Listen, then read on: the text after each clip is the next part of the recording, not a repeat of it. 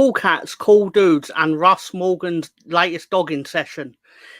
Welcome to We All Love Leeds, the show where we discuss our love of Leeds. Ben, how are you doing, sir? Just trying to work out dog in session. I'm very well, mate. How are you?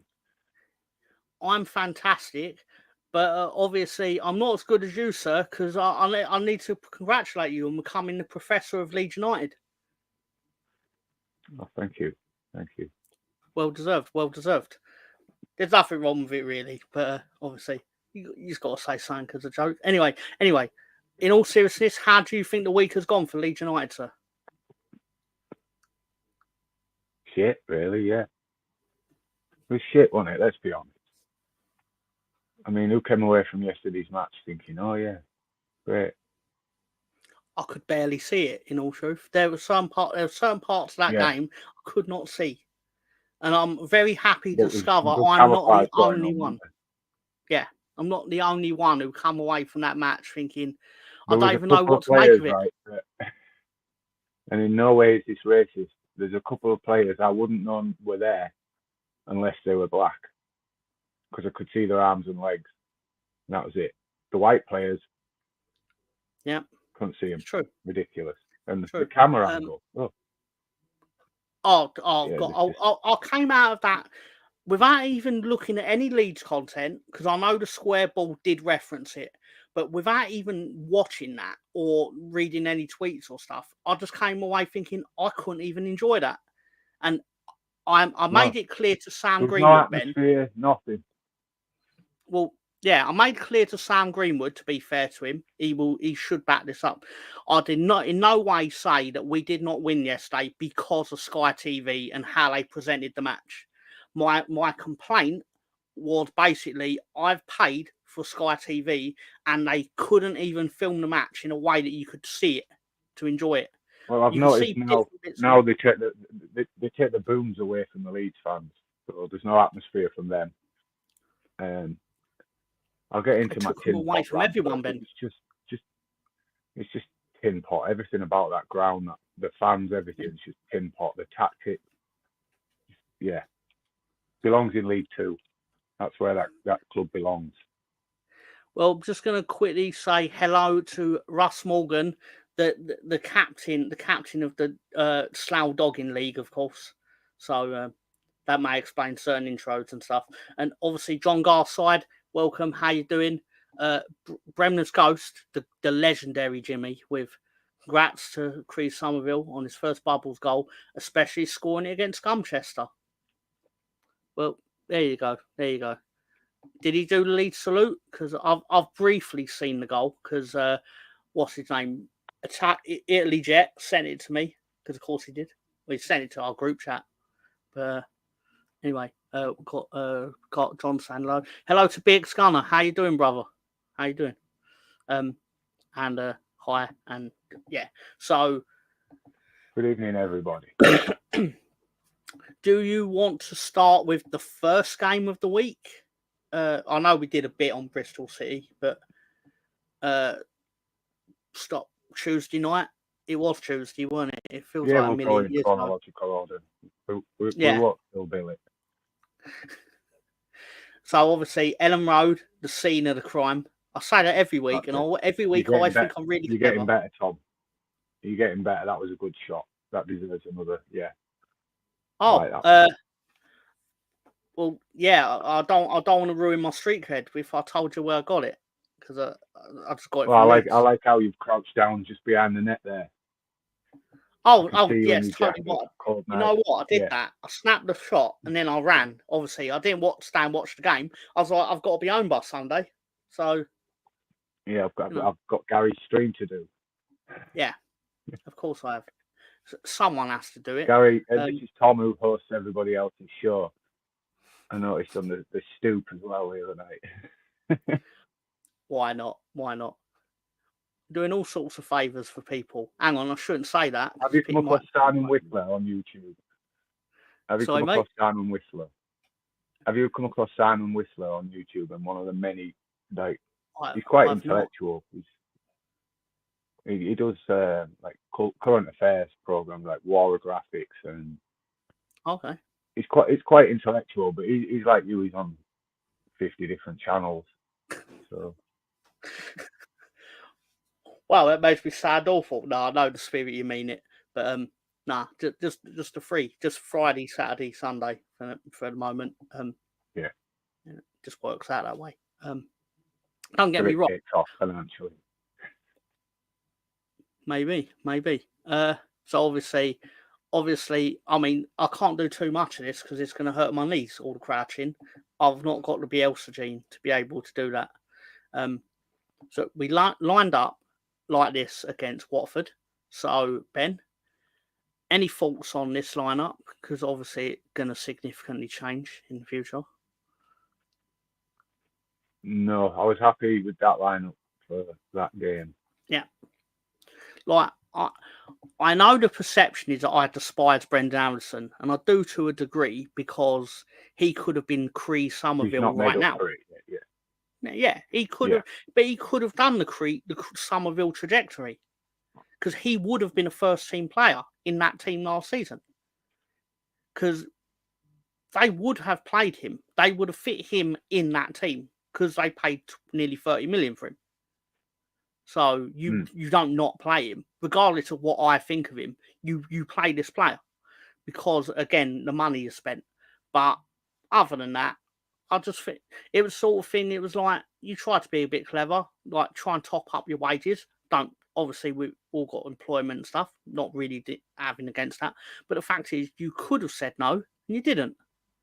Same with Rutter, same with Somerville. Same. I understand why they didn't, but they could have. But as I say every week, no one loves Leeds United more than we do. So No one's ever going to love your own football club as much as you do. But anyway, on to Watford. This is how they turned up. I actually thought this was some kind of like Nollywood poster based on the grandeur of it. In all truth, but like what is he looking at? Yeah, well, what's he looking at? Like, what's going on here? Elton John in the director's box. Do you think Elton will notice me? But yeah. He's thinking, you did the theme tune. You did the theme tune for Lion King. Where is Mo Master? I've not seen him in years. It feels like it's probably been months. Mo Master is gutted this weekend. Rafinha had a good game for Barca in the Classico. I bet he's really upset. Yeah, it's a fair point. So it's finally coming good for him there. After 2 years of multiple attempts to try and get rid of him. They'll say they weren't, but if Arsenal had put a bid in, they would have accepted it. But still. Backman had a opening 10 minutes that could have been written by Stephen King. My favourite bit of that is the fact that we turned the sprinklers on him before the game. Fantastic. Like, can you affect a goalkeeper's performance by soaking them 20 minutes before kickoff? Apparently you can. So, but this is how we obviously lined up. At this point, nothing about this is surprising. Obviously, I'm kind of veering towards Tanaka as generational talent as much as I'm not a fan of the person who's coined that. But he's definitely going to be the man that keeps us in PSR Plus next year, regardless of what happens, because we'll sell him and make 4 times the money we spent on him. Because Ben, I could be wrong, but I imagine if, say Sunderland do get promoted, they'll easily drop 20 million on this guy, or 15, maybe even 12, whatever. But because there you go. But generally speaking, so obviously, just for the benefit of anyone who cared who played for Watford,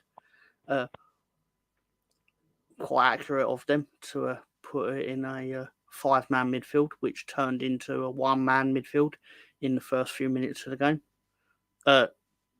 But we killed them in the first 10 minutes. I could be wrong, Ben. Really. Yeah, I could be wrong. I believe it would have been a cricket score had they not taken out Ramazani. It wasn't a foul. It annoyed me, but it wasn't. He clearly gets the ball. Like, I'm not. That's the only reason he wasn't Wanker of the week, is because it wasn't a foul. You know what? I don't like saying it against my own players. It was a great tackle. It was a great championship tackle. Yeah, definitely. If that had been Tanaka or Rothwell, the crowd would have been up on the feet for it, of course. Yeah, exactly right. It's 100% right. The downside of it is, and I don't think for 1 minute he went out to injure him. He went out to win the ball. So yeah, it's just although he was a bit physical, wasn't he, throughout the game? They had to be, because if they went toe to toe with us in football, it's the same as hello, Nick Thornton. I'll get to your comment in a second. Don't worry. What was I going to say?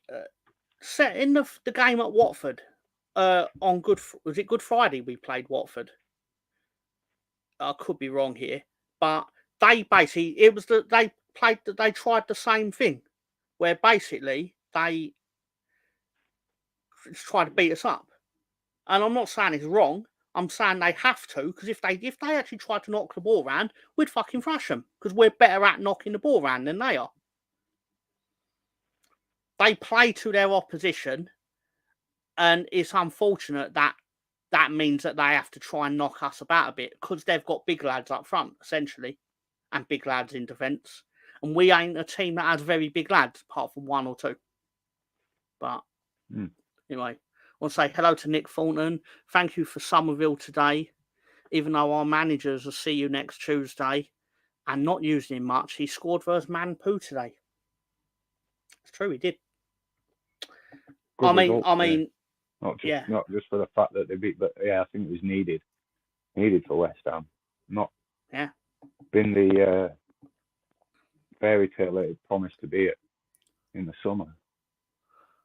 Well, their man, I've got he's got to come up with something. I've got issues with their manager because obviously he's got pedigree, like wins the Europa League when he gets out of bed, kind of thing. Like, can't dispute that. But he's one of these managers. He left Wolves because they weren't going to back him financially. But then he goes to West Ham and they spend, I don't know the exact money, so I'm just hyperbolizing it by saying he spends 200 million in summer. Like, they basically bought Somerville with the 25 million they found around the back of the sofa or whatever.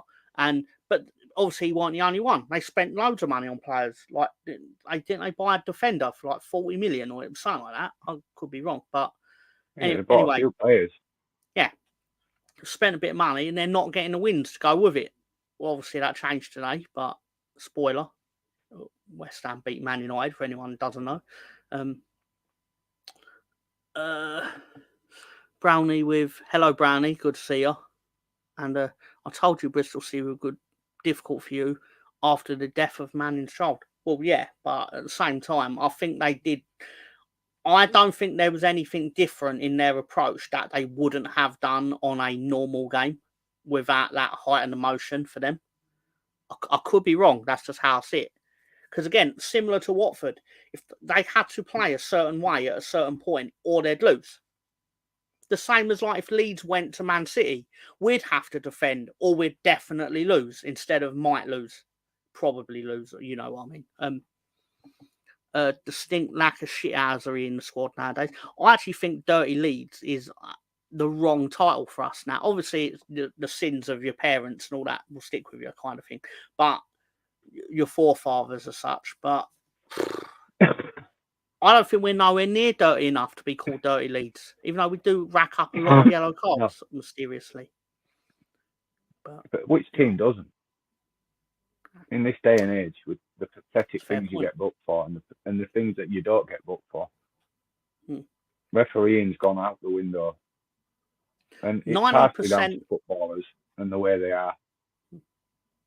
90% of our bookings, I've not gone through it. It feels like 90% of our bookings are someone gets past Firpo and he drags them, someone gets past Bogle and he pulls them on their shirt or whatever. And he does it each time. You know it's a booking when you do it, but you know you're probably not going to get sent off either. It's a pet foul.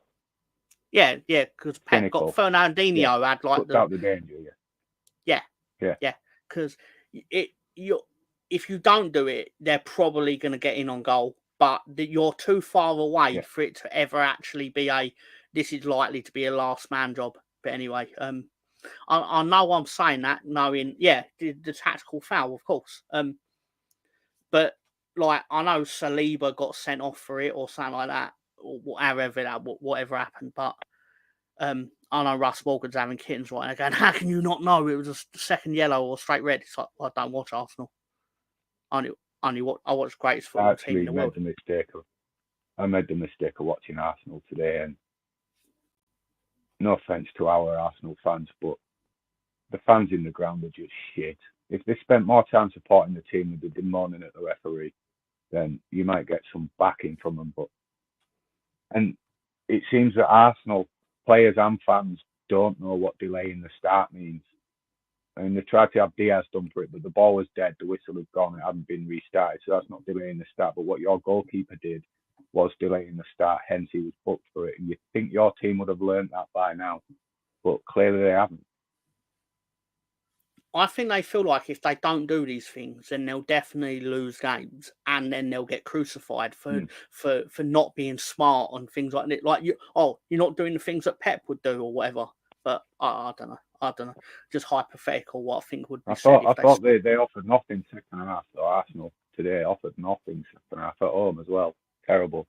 They're not title winners for me. Nowhere near it. I think they've got worse.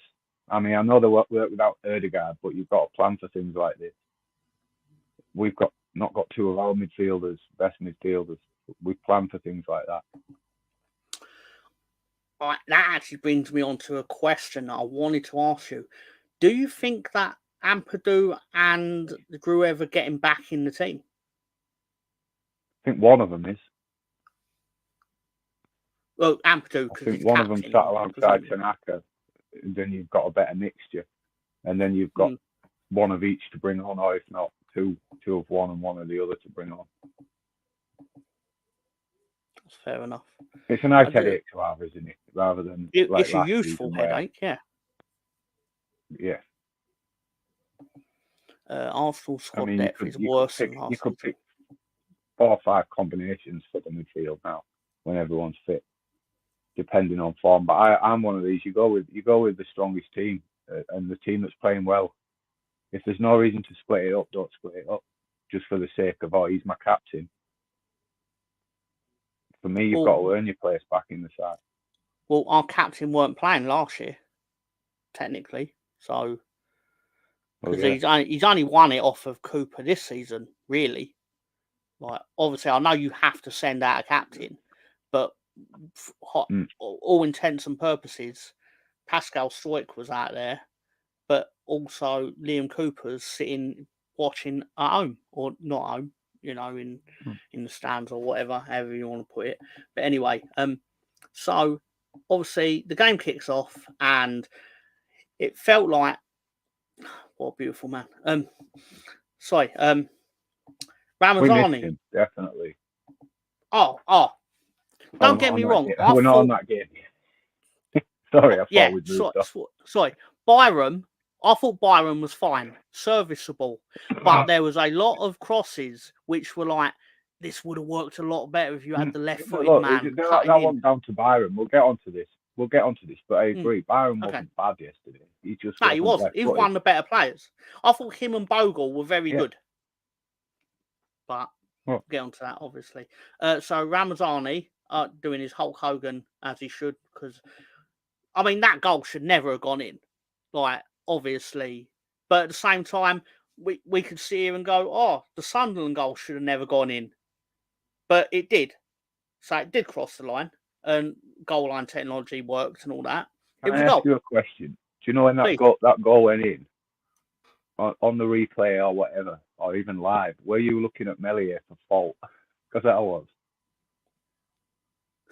What, the Leeds Did you look at him and think you could have done better? Yeah. No, the Watford goal. No, because I'll tell you why not. Is because I thought. Why did you dive? Why did you dive on the first shot? Yeah, but I think if he hadn't dived on the first shot, he's got his front post covered. It should never have got to the situation where he was even needed to do anything. In my opinion, the ball should never got past Strauch in the first place. The fact that it did was bad defending. I think we were very unlucky in the. I'm not going to say conspiracy, just the bounce of the ball. It was very unlucky that it came off the road on and then came straight back out to the Watford player that had actually made the run. I mean, for him, it was a great goal. Like, I'm not going to take that away from him, but it should never have happened. And it clearly shouldn't have happened because we were on top in the game until that they came out after half time and thought we're going to use a bit of our physicality on Leeds. I think it was more till we came out after half time. We're very guilty of it many, many times over, of coming out slow. You must have been the only one who liked Byron at West Ham. Yeah. I don't think we'll ever find out, but I still want to know what happened at half time in the Crystal Palace game, which we then lost 5-1 after we went in at 1-1, but basically we were 1-0 up until like the 44th minute, gave away a silly free kick. Junior's not perfect. Anyway, and obviously I personally think there were words at half time, words that made a lot of them not give a fuck in that second half. Inexcusable, and I'll never understand what happened. Well, but anyway, that said, he did, to be fair, because that game could have quite easily been about 4-0 at half time, because he was determined to not let Nonno score, that goalkeeper. But yeah, I actually think he must have felt really sorry for him, because probably not a nice thing to see to happen. Fancy like giving the ball to Brendan Aronson. I believe there is a goalkeepers union in there. They stick by each other. Yeah, it's probably the opposite of pissing. It's probably like mortified for him. Same as the Sunderland goalkeeper probably was. Because no one ever, to my knowledge, I never looked for it, but I imagine no one actually said to the Sunderland goalkeeper, what do you think of what happened? He's not going to stand there and go, it's fucking great, wasn't it? But, although for them it was. Because it's probably like saved their season as such. As we see from the fact that they're now building a lead. But anyway, still early days. Wanderers Gamer is in with Ben's not at work. Fair play. He's taken a dedicated day off to entertain us. It's quite funny how it came about, actually. Because I was supposed to be in tonight, but the other manager wanted to swap. So he had 2 days off next week. So I said, yeah, I'll do that as long as you swap Tuesday for Sunday. And he was like, yeah, fine. Well, it turns out that I didn't have to swap my days anyway next week. Didn't have the 2 days that he wanted. So I just got this Sunday. Happy days. Obviously, the second goal. Minute or so later, basically down the right again. Goalkeeper made the save. Fell straight out. Is it generous to say he's made the save? He basically pushed it out to the Leeds player. He made the save, but yeah, look. Other than a good goalkeeper can say that's sloppy goalkeeping, it's a mistake. You know, the ball's come at you at a pace, right? It's a reaction. Where the ball goes, you know, depends where your hands are at the time of when the ball hits them, I suppose, to push it away or not. But look,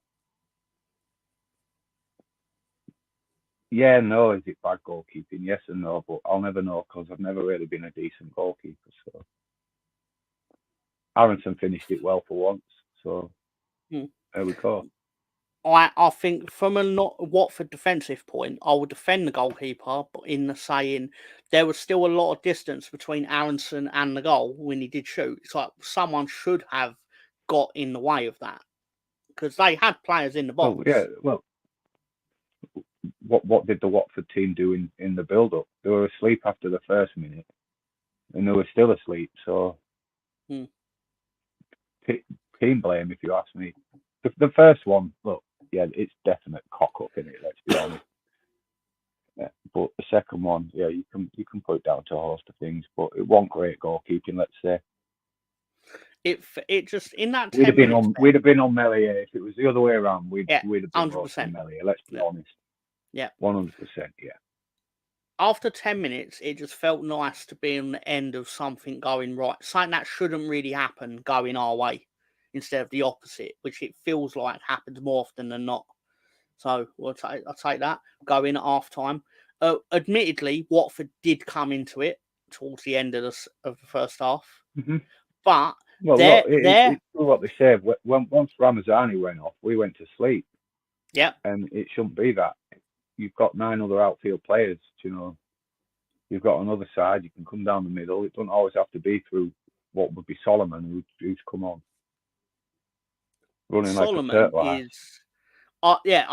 I'm not going to completely dig him out or completely throw him under the bus, but I am not seeing what we're supposedly paying for.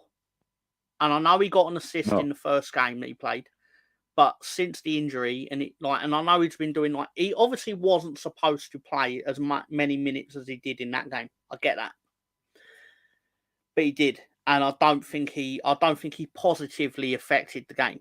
But hopefully, we'll see the player that because he scored against us in the Premier League, something like that, or I think so. Yeah, because of course he did. Everyone he does. scored the winner in that 4-3 when we threw it away again. Backman went through all the books in those 6 minutes. Rage, the long walk, running man, and road work. There you go. Obviously, so half time was 2-0. They come out, they score pretty much straight away.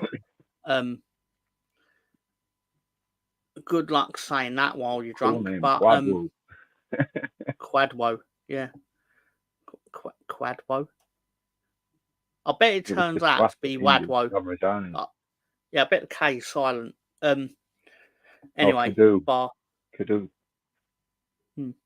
But like I say, I thought where the W is silent.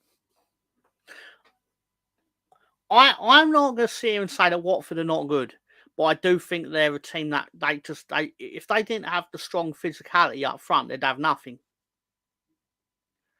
That may be unfair of me to say, but it's kind of the impression I got. Plus, the Sky commentary on Wednesday night, Lee Hendry, it was almost like if the ball was a dick, he was trying to suck it into the goal. But fuck him. It just... And I'm usually quite level-headed, but I'm sitting there watching, I feel like I'm watching Watford fan TV on Wednesday night on Sky. And it was a bit similar on... I'm under the impression with Watford, you say, out a bad team, that all goals conceded by us this season, haven't been down to decent football by the other team. It's just been down to mistakes or mishaps from our team. And the only thing that stops us winning every game is us. This league is tin pot, and it proved yesterday, as I'll get on to, that's the most tin pot team we've played. What tactics? I'll get on to that. But it's just this team's there. This league's there for the taking, and the only thing that's stopping us taking it is us. I have issues with the Sky commentary, and I usually I see it and I have sympathy for Don Goodman and things like this sometimes, but I feel like Chris, I can't pronounce it, but Chris, he played for Scotland. He was a black fella. Played for Scotland. Yeah, but he played 7 games for Bristol City on loan in 2014 or something. And I'm just like, why are you talking like you've played for 400 games for this club and you're representing them? You went there because they had no one else, essentially. But still, I was just no one else wanted you. Yeah. As part of the dipshits, I was actually going to include him. But then, to be fair to him, there were no tweets about him. The only tweets about this man, admittedly, it's a game broadcast on the third Sky channel on the plus button or whatever. So it was buried, and then you tend not to get tweets about it. But he was also commentating on the Luton Sunderland game, and the Sunderland fans, they feel like he was basically saying that should have been a goal. With the one that I know you know what I'm talking about, because it's part of your wanker of the week. But I've still not really seen it, so I don't really know whether it is or isn't. I mean, I don't really give a fuck about Luton versus Sunderland on Tuesday night or whatever, or Wednesday night. Sorry, I was at work. I was doing other things, but still, yeah, apparently he really fell foul with them. So I was like, I don't really feel comfortable digging him out, knowing that he's essentially now Sunderland's biggest enemy on Twitter. Oh, but Bristol's biggest hero, apparently. Yeah, I listened to it. I watch it on LUTV. So, but going on Sky commentary, I turned over at half time because I can't listen to Gary Neville chat shit. And I know it was Liverpool, but you're supposed to remain neutral, and you clearly can't. And he tried to tell me that the first half was a really good half, and it was shit. It was shit. The game was shit. It was 2-2, and it was shit. But anyway, I turned it on to Super Sport, where I have found out what's happened to Andy Townsend. What, Andy Townsend from Townsend's Tactics Truck? Yeah, that guy. Yeah. Andy Townsend. What's he doing nowadays? International soccer from England games, although he represented the Republic of Ireland as Irish as he sounds. Of course he is. He's now doing South African coverage for Super Sport. Wow. Of the Premier League. It's a good gig if you can get it. Well, yeah. I'm sure it is. Like, not even sarcasm. I'm sure it must be wonderful to get paid to talk about football. Live football. And I don't believe he'll even have to leave his house in Dublin. London. He still probably parks the Tactics Truck outside and does it from there. But Chelsea scum.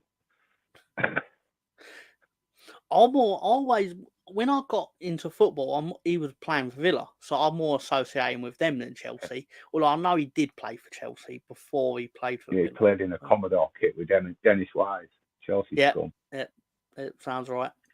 And you'll remember him at the '94 World Cup with Jack Charlton.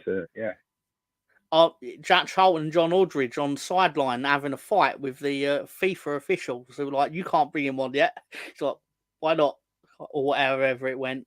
I can't do an impersonation of it, but yeah, Jack Charlton going mad on the touchline. Up in his cap. It just looked wrong, didn't it? It was incredible stuff. So yeah, spoiler. Nothing else really happened. Leeds had no. Tom Cleverley watched a different game to me because he said, and I believe I quote or paraphrase his quote of we dominated from 15 minutes to 70 minutes. I'm like, that's not true. That's not true. At best, you dominated 35 to about 55. At best. And that's being really generous to him. He's fucking lying if he tells you different, which he did. He had you believe that Leeds were only on top for the first 15 minutes and maybe the last 20. Which is not true. After that initial onslaught in the second half, I was like, Watford might get something if we don't shape up in defence. But we did shape up in defence. We just did. The last 20 minutes were... I don't know why I said 20 minutes. Proves him right. Like 30 minutes. Even when we made the changes... Period, right?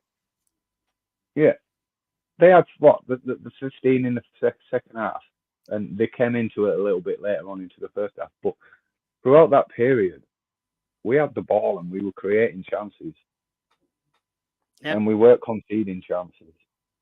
So at what point is he... What game was he watching? We weren't on Lee Hendry would have backed him up. Yeah. Oh, Lee Hendry was pathetic. Yeah, Leeds were at the best, but isn't that what good teams do? Win when they're not at the best. I'll tell you what I don't like with commentary, but before that, I'm going to say, hello, Director John. How you doing? Thank you for your work on putting together this delicious spread for us. Thank you. My thing, I was saying this on Facebook to another, discussing the commentary of the game, because it was a mild disagreement. And they came round to agree with me on the commentary of the Bristol City game. I was like, the commentator's job is to tell you what is happening. It's not their job to create a story on what they want to happen. It's just not. It's the TV company will... Sorry, go on, Ben. It's not just in football, but commentary. I mean, I've listened to commentary where he's been talking about what his wife's put in his pack up. I mean, who the fuck wants to listen to that shit? You wear that at work. Do you know what I mean? I don't want to wear that watching football, and I don't want to wear a biased pundit who's sat alongside him. One of the dipshits, slay everything you do and tell you how you should have done it properly when they were two of the worst fucking footballers I've ever seen in the Premier League. Director John's got a new nickname because BX Gunners addressed him as DJ. DJ Director John. It's a good gimmick. Good gimmick. Must be getting some music with the DJs in the house. Yeah. God is a DJ, Director John. Yeah. I was going to try and do the scratching sound, but I knew it got embarrassing very quickly. I have to apologise to John anyway, if you just for putting a jinxer on the Rangers the other night, because I sent him a message saying that they were on fire and then they got beat 3-1. What? So I apologise, but we got back on it. We got back on it last night against the Anaheim Mighty Ducks. Oh, you might have seen the film. I have. I love that film, the first one, and the second one was all right. The third one was good. Director John gangstering it up here with Word Up BX. So I'm now picturing Director John like dressed like with a backwards cap and stuff, just giving it, in front of the deck. Yeah, 100%. Yeah, he's the best. He's the best. He's come back fighting with. It's okay, Ben. They aren't playing well defensively, but ain't they got a record of like 8-2? Like it's quite all right. Yeah, it's the forward line. It's on fire. But yeah, I see what he means. But they were all right last night defensively. Yeah. Quick was good in goal. That's fair enough. Well, anyway, the second game of the day of the week, sorry for Leeds United. Actually, tell a lie. You know what? John put the work in. I'm going to put this up. This is how it played out on. Basically, Tom Clefley believes they dominated 80% of this game. I think the facts say that he's talking shit. So, 24 shots. We had more. I was about to say we had more shots on target than they had shots. That's factually not true. So I'd sound like an idiot, but I was going to say anyway. But I think we were well worth our win. It was nervy in the way that I'm just always nervy about Leeds. It was nervy in the way that you realise Leeds had dropped off 2 gears. And when Leeds drop off 2 gears, anything can happen. Yeah. But there's one goal in it. In the way, in looking at it in reflection, there was no need to be nervy because they offered nothing other than that goal. Other than that 10-minute period at the start of the second half where they did score and they were pressing us so far back that we would have been able to meet Elton John, it was just absolute. It was fine. Like when we then made changes, like to freshen the team up a bit, it was fine. It really was. But Russ Morgan is a DX in it for BX Gunner, of course. So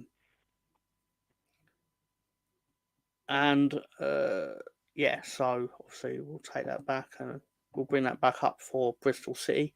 But speaking of Bristol City, this is the scene of the crime for yesterday. Ashton Gate. It's a fine little facility they have there. Oh, really? It's not a bad looking ground, but Tim Pot because of the fucking camera angle. What did they put it on top of that white thing on top? That's what I was thinking. Like I allegedly, I thought they'd put it up at the International Space Station in Bristol. I didn't even know there was one, but they must have put it on it because someone has left it on Mia. Well, I did sneak in and manage to get a photo of pitchside, but I wish I'd left the match. Is that what it looked like? Yeah, is that what it looked like? Yeah, just it was awful. It was awful. It was enough to give me kittens watching this. Russ and BX is throwing up the gang signs. Not that BX is officially in a gang. I'm legally required to say. I believe DJ is though. I believe he's the leader of a gang. But don't tell the guy. Yo. Oh my God! It's the true DJ. Oh, it's only a lead hoodie. Come on, my boy. It is the main man, DJ Director John himself. Go ahead, go on with your show, you knuckleheads. I had to come on. Big Gunners. I love him. Show your camera, Ben. Come on. Come on. Come on. Comfortable. Right. That's all you get. Okay. So Got long legs. I hear that. This is how they. Is this another Hollywood? Is this the sequel?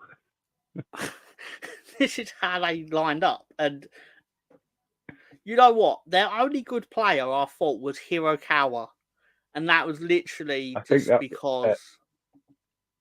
Oh, sorry. That's last month's GQ, isn't it? Yeah, has to be. We've got pray silence, please, for Director John, because of his induction into the Brooklyn Utes. Can you imagine John in the 70s being part of the Warriors, coming out of the subway in East Brooklyn? I don't know if he'd want to put in the work though into like the face paint and looking like the baseball Furies or anything though. You see him there, right? He'd have his number 14 shirt on with his hockey stick. Oh, he'd definitely be he'd be like the New York Rangers outfit if he could get the clearance or the rights or anything like that for a film. Anyway, Bristol City line up like this, and Ben, I know you got opinions on their how they set up. They didn't line up like that. They set up how did they line a lot up? further back with a lot more defenders. Yeah. Just squeeze everyone together behind the midfield. And that's how they lined two up. setups. It was basically in possession, out of possession, and basically out of possession. It was just everyone run back, apart from what. I'm going to give them a little bit of credit, a little bit of first half credit. They pressed well, and because there's a little bit of discomfort at the back throughout periods of the first half. But what do you want from your club, right, when you're supporting Bristol City, right? Because I don't care whether you're Plymouth, you're Leeds, don't care whether you're Southampton in the Premier League and Man City in the Premier League, right? What are you in that competition for, right, if you're not there to try and win that league?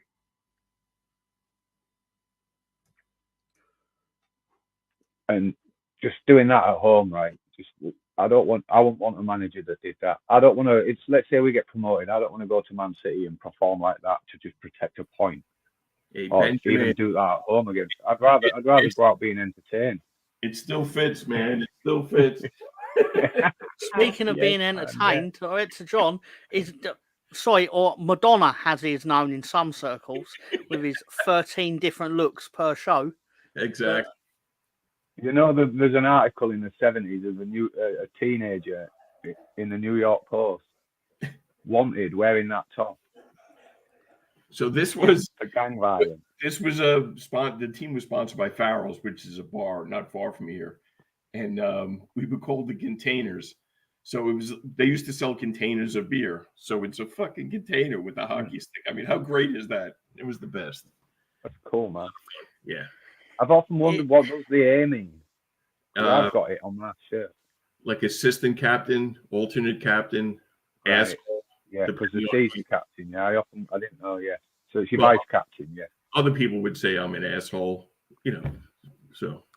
I wouldn't dare say such a thing, especially not live on the internet. No. At 9:49 p.m. on Sunday night during We All Love Leeds. I wouldn't dare doing such a thing. Your clocks changed last night? Are we monetized? Yes, sir. Oh. Are we monetized? I think ours are next week. Nah. No, well, fuck it then. Exactly. Our clocks went back at 2 a.m. if I remember rightly. Yeah, Then I became wasn't 1 at work, a.m. thank God. But basically, if you are working 6 months there, you could be the opposite. So, One's may going to I become. continue my rant? Yeah, please. Yeah, so you've got a tin pot fucking team, right, with a tin pot manager, with tin pot fans in a tin pot ground, in a tin pot fucking league. And yesterday just showed me how that tin pot league is, right, where you're at home and you're 10 games into a season and your fucking fans don't come alive until injury time in the second half when you realise that you're getting a point. Fuck off back to League Two where you was all my childhood and where you belong with Bristol Rovers. And I don't care if there's any Bristol City fans watching, you can't prove me wrong because that was just fucking tin pot shocking wank. They ain't got fans. Actually, tell a lie, they It's do have an a entertainment YouTube business. show. There is a YouTube show. It's an of entertainment Bristol City business, fans. is it not? Yeah. I'm going to Say watch it hello and to go. I'm Tariq. going to How you comment doing? and troll it.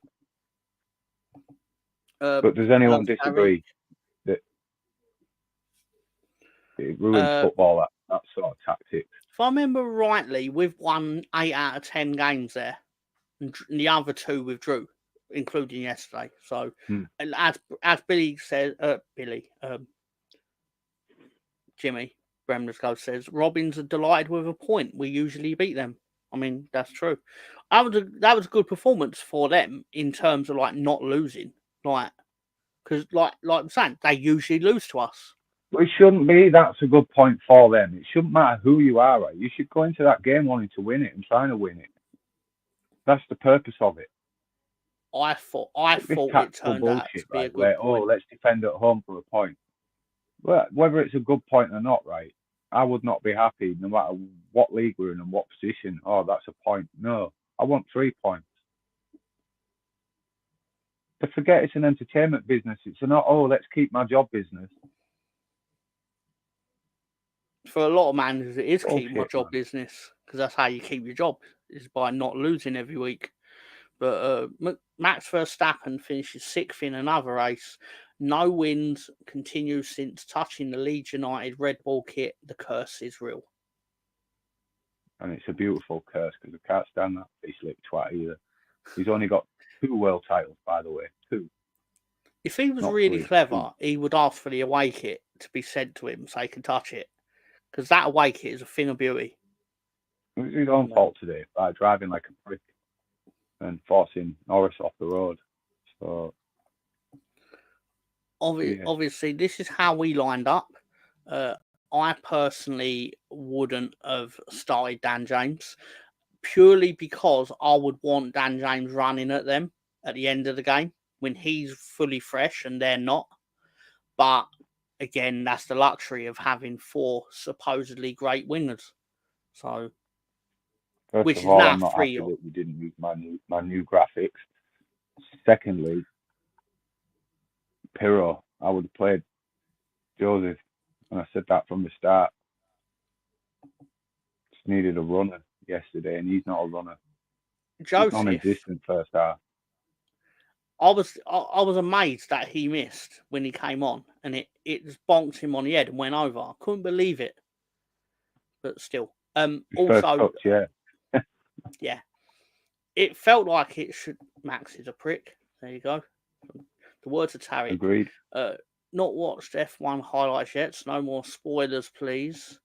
Don't look at it, Jimmy. Don't look at it, Jimmy. Bix is apologising. Anyway.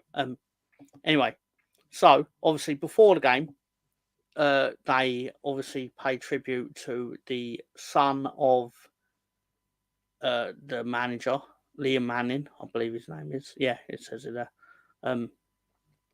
Which obviously is a tragic thing to happen in any sport, in any walk of life, obviously. And from what I can tell, we observed that. I've heard smatterings that there were people who did not, but it's what it is. Yeah, so it's one thing that does make me sad. I'm a massive advocate of the club shouldn't take any responsibility for the odd bell end. You can't help it. You get bell ends everywhere. Yeah. In general, the club does respect these things, and the fans do. But mostly away fans are culprits of being bellends rather than when it's at home. But a few beers, you lose yourself. Yeah, you think like people around you are gonna find it really funny, and they probably don't. But anyway, obviously we kick off. You know what? This could be the fastest match review ever. Because let's just say, well, we've done most of it already. Time. Obviously, half time it was goalless, and then full time there were no goals. So there you go. That was Leeds versus Bristol City. I'm going to pick it. I'm going to pick it apart. Byron wasn't a bad player at all. I thought he was one of the better players, but we missed Firpo. I thought Nonto was well off it yesterday. I'm not going to dig in too much because he's been great so far. Aronson was busy, but without being productive. Defence weren't really troubled, so you can't really. Passing was a bit off yesterday, especially in the final third. I thought James looked lively, but not fully match sharp. He looks slow. He looks slow when he runs with the ball. Do you not think, rather than chasing the ball? Mm. And I thought Solomon, he needs to get his act together a bit better. I was disappointed that he didn't like. And I know it don't usually work out for players, but he should have kicked it on a bit and then chased it. Yeah. If he hadn't kept the ball so close to him, keeping the ball so close to him at 40 yards out really disadvantaged him when he was 1-on-1, in my opinion. Like, I could be wrong, but I just felt like in that situation, you need to kick it as far forward as possible without it being easy for the goalkeeper to run and collect it. So just knock it forward 10 yards and then knock it forward another 10 yards or whatever. And then worst of all, just chip the goalkeeper. Don't hit it straight at him. But anyway, it's what it is. Didn't get it. But we did miss some sitters yesterday. Let's be honest. Oh, we should have shooting yesterday, but yeah, we should have won 3 or 4-0. We had 5 shots on target. 5 shots on target. 4 of them were clear cut. Yeah, 4 of them should have been goals. But still, I mean, don't get me wrong, it's the same old stuff though. Leeds peppered a goal 17 times. Yeah, but a lot of them were over the bar. Like Rothwell had at least 2 where he should have done better. And I hate digging at Rothwell because I think he's worked really hard for us. But I expect footballers to work really hard for us because that's their job, is to work hard for the people that are paying them. And, I don't know what I was going to say next, but the fact of the matter is that should be a bare minimum, is people working hard for Leeds United. Yeah. It shouldn't be something I sit here and go like, oh, he works really hard, like well done. That's your job. You should go off that pitch, right, at half-time and full-time knackered. Mm-hmm. Getting paid enough to be knackered for 90 minutes. So yeah, I know it became a bit of a meme. Like Roy Keane said, like, you don't thank your postman for giving you your mail or whatever at Christmas. It's like, no, but in footballing terms, he's right in the sense of we've made it too much of a thing. Like, we gravitate towards players for just doing the bare minimum. It's like I've seen. Why do they celebrate? I get why fans celebrate. Players, you're doing your job. You're celebrating doing your job. Lee, I've seen, like, I don't generally watch Leeds channels, but I have seen some where they come up with things like, oh, this player works really hard for the shirt and stuff like that. And I'm like, yeah, but he's supposed to. We shouldn't ironise these people. Their job is to work hard. Something like this. You might not have the same opinion of me, people, so I'll block you, people. I don't watch many of them. No, they piss me off, to be honest. But yeah, so I don't do it for that. Are there. For the same reasons they do it for. Yeah. Thanks to the great director John, the facts are correct this week. It's all my fault. I should have noticed, but I didn't because I'm a fool. Because I'm a fucking fool. Anyway, that being said, Ben, do you want to look over no, tell a lie. I'll tell you what we're going to look at. before we do this, do you want to give your opinion on the 2 referees of the week? This is Didn't really Anthony notice him, to Backhouse. be honest. He was fine. That was midweek ref. Yesterday, I thought his bookings were shit, and I thought he missed some fouls. But look, he's not the worst we've had. He was nowhere in any, and I thought he was a bit tame on the injury time, to be honest. Very tame, to be honest. But other than that, tame on you. Oh yeah, I get you was grateful, but Ben, if he'd have named 14 minutes of stoppage time, I'd have been furious, because I wouldn't have been grateful, because I know the way the game was going, we would have never scored. So he was doing us a favour. Oh, we would have conceded. Yeah, I thought we was going to get beat in the last 4 minutes. He just had that written all over it, didn't it? I just felt like he did everyone a favour. It was the closest he could get away with. It was the closest we've ever seen to a referee just going, you know what, guys? You're all terrible footballers, and I don't want to watch you play anymore. I'll see you later. Let's go, kind of thing. And he left. Because was it the first half stoppage time where basically the Leeds players were knocking it around for a minute, and they were just basically looking at the referee going, "Ref, are you just going to end this or what?" And then eventually he just went, "Oh yeah, I might as well." Do you think a referee thrives off an atmosphere as well? Not a game where there's more atmosphere on Hackney Marshes. I agree to an extent, but you know what? I get the feeling that is how it was mic'd up, because it picked. Because I noticed during the game, I was like, "Why are there no Bristol City fans cheering?" There's just this solitary kid, wasn't there, in front of the boom? Could you hear him throughout the game? The solitary kid. Come on, Bristol. Fucking pissing me off. Russ Morgan said, "Don't talk to me about refs." I was like, "Well, that's fine, Russ, but you might not want to stay around for the Sunday roast because you're part of it, not you personally." Here's an argument, right? Your club. Here's an argument. Yeah, right.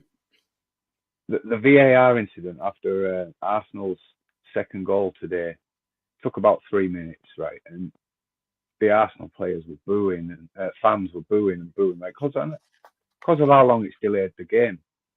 Yeah, then Gabriel went down. I think it was Gabriel. One of them went down. He went down injured, rubbing his leg. And then the physios came on, and he got on and he played again. And then he sat down again, right? But what the thing is, he knows he's injured this time. He knows he's sat down for a reason, right? He knows that he's not going to play on. So why bring the physio on and waste 5 minutes? No booing there from the Arsenal fans. Arsenal fans are a bit dumb. Yeah, I know. Sorry, Russ. Sorry, Russ. I still love you, Russ. It's right. He'll do the thing where he jokes about joking about unsubscribing, but then he'll actually give me £5. No, it's not true. It's not true. Tariq said, "To help him off the pitch," and yes, we are dumb. I presume you're agreeing that with the whisperer. Me and Ben were having a whisper. I didn't think you could all hear that, but apparently you could. I don't even know if Director John could hear that. None of that to help him off the fucking pitch yet either. He could have walked off the pitch and sat down there. Oh, look. A godlike omnipotent presence in the background has put an Arsenal photo up. I wonder how that got there. Wow. Is that Lolo? Is that Lolo? Director John, can you confirm if that is Lolo or not?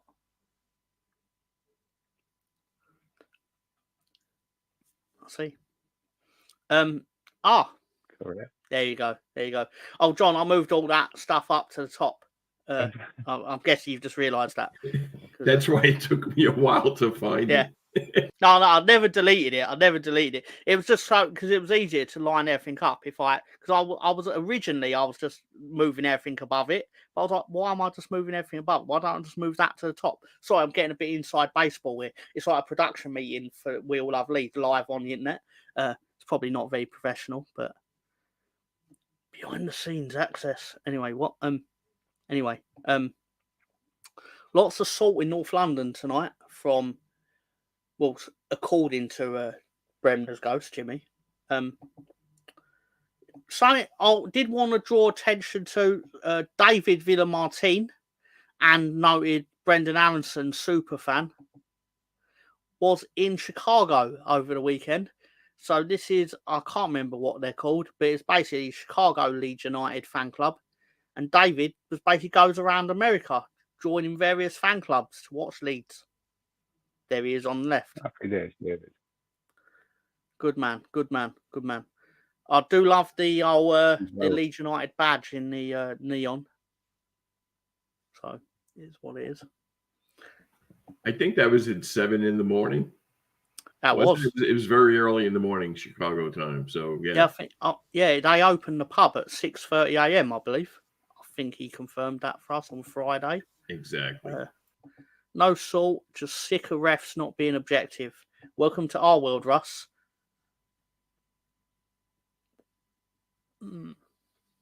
I think we've been refed okay this season, generally. Give or take one. I mean, don't get me wrong. I don't think they should give the free kick at Sunderland at the end. But how was he to know it would have bounced around the goalkeeper? But anyway, but I digress. Just wanted to bring up, I found some tweets about our experience watching the game. For context, this is how it looked while watching it. I feel like we're practically up in space in terms of the camera. There were certain points in the game where you could not see the ball. You couldn't see the players either. Yeah, that too. There was one part of the game where obviously the ball had been booted in the air, but the camera didn't even know where it was, and I couldn't tell you where it was. I mean, I could tell where the ball is here because obviously, I mean, we're running forward, so presumably one of them's got the ball, and I'm pretty sure it's not no. But we are the originators of being hard done by referees. 360p. This is when we totally ballsed it up and wasted it, innit? Not even 720p. Yeah. This actually, Daniel James is about to run past him, and cut a long story short, the game finished 0-0, so you could tell what happened. But comments on this included, "Hi Sky Sports, please pass on my thanks to the work experienced lads who handled the camera and direction duties for today's Bristol City and Leeds United fixture. I thought they did a promising job in difficult circumstances." Ben, do you know, I don't know if it was the same for you on LUTV, but the amount of replays that were brought up on Sky, far too late, because they'd linger on Bogle, for example, and then they'd show the replay of whatever Bogle just did, like put a cross in or... Yeah, and you'd miss what was going on, yeah. But then, it would come off of the replay, and then Bristol City would be in our box, or we'd be in their box, or whatever, and it was like... But that was the least of it. That's if you could actually see what was going on. But other than the ill timing of the replay was helpful because you could actually see where the ball was from that angle. That's a fair point. Actually. That's the insightful analysis you get, because you actually get someone with common sense telling me what's really happening after I've just gone into business myself. This is what law-abiding people pay up to £60 a month, probably more for. Not me. The vegan fox says, "I felt nauseous for most of the game because of the dreadful camera work and couldn't even see the far side of the pitch for the majority of the second half. There were numerous occasions where I lost the ball entirely. Again, not a lie, I felt similar. The lighting was horrible. When it panned down, you couldn't distinguish the players in the sun. Seemed to take a few seconds to adjust each time it panned up. I've only got a couple more. They lost the ball completely at one point. They did. And the sound was atrocious too. There was... Sorry, go on, Ben. Turn the contrast, brightness and colour right down on your TV, and it would have been good in black and white. You're probably right. I didn't realise I'd need to become part of the fucking production team to be able to enjoy the game. But anyway, but yeah, as I said, there was no sound.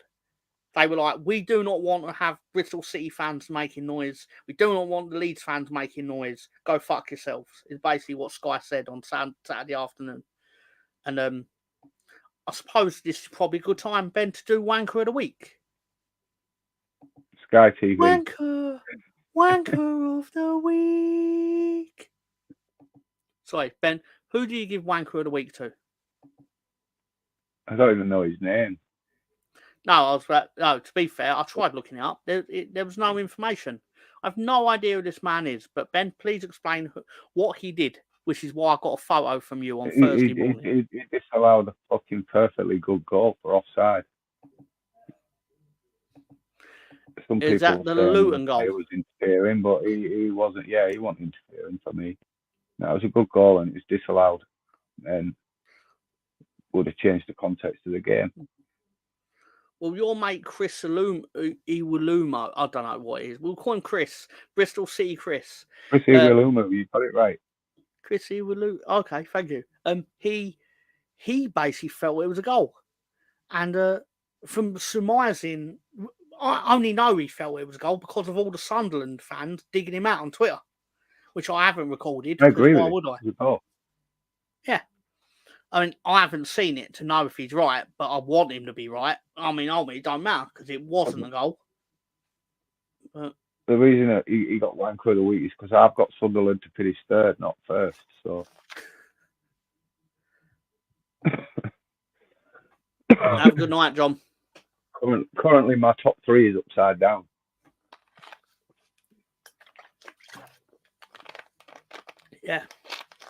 Yeah, I suppose that is actually the case. I do feel obviously, that we're all guilty, though, Leeds fans, of being arrogant in this league, and we forget that we're a championship team too. And the reason we're a championship team is because we make championship mistakes. Yep. 100% accurate. And you should know better in this league that not always the best team on paper wins it. You know, it's a slog. You need a bit of fortune, but you need to cut out your mistakes, basically. Well, yeah. It's not. Unfortunately, you can't just go up on strength of beating Sheffield United on a Friday night at home. Unfortunately, exactly. But I mean, ultimately, if we'd have beat Southampton at Wembley on Sunday afternoon, we wouldn't be in this problem. We'd be in a completely different problem because we see how they're currently doing. Or if we'd have beaten Southampton twice in the league. Yeah. They would have been the 6 points needed. There you go. Southampton, our nemesis. To do what? Go up and do that? Wasted position.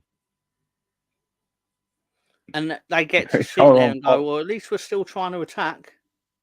So maybe but we can't be arrogant, and we can't think we've got a God-given right to win this league. At the end of the day, there's two teams in a game of football, and the majority of the time you've got two teams trying. So you've got to earn your victories, but we're more than capable of earning them victories. We've proven that. It's just inconsistency for me. I feel we have a divine right to be competitive. I feel based on, because obviously the assumption in football is that the clubs with the most money should do the best, right? But then it annoys me because we presumably have the most money, but then that's why I feel like we have the right to be competitive. But I just want to use the money smartly and get the points. I don't think that's too much to ask for. I'm not expecting brings it. You to what's Smith's purpose? Do you know? For me, he would have been a better option yesterday. I get he's unproven, but there's only one way to prove yourself, and that's play football. I've never been someone who understands, they're doing well in training. From the training videos you watch, as limited as they are, they're all doing the same things, you know, doing well in training, but he's inconsistently performing on the pitch during game times. Surely these training videos, you've got to give another guy a chance. Puff. They're puff pieces. Oh, of course. They're never ever going to give away anything remotely tactical. No. All you're going to get at best is like passing. You wouldn't want them to. You wouldn't want them to, because then you're giving out your secrets to every scout manager, whatever. I understand that, but my point is, what does that mean? He's doing well in training, or he needs to do more? Do you know? If we've seen it enough times, right, where the same dross has been getting picked, regardless of what they're doing on the pitch, whether they're doing well in training or not. But and it begs to ask, well, what are the other people doing wrong? Bellier, for example, what's Carvalho doing wrong? Why has he not been given a shot?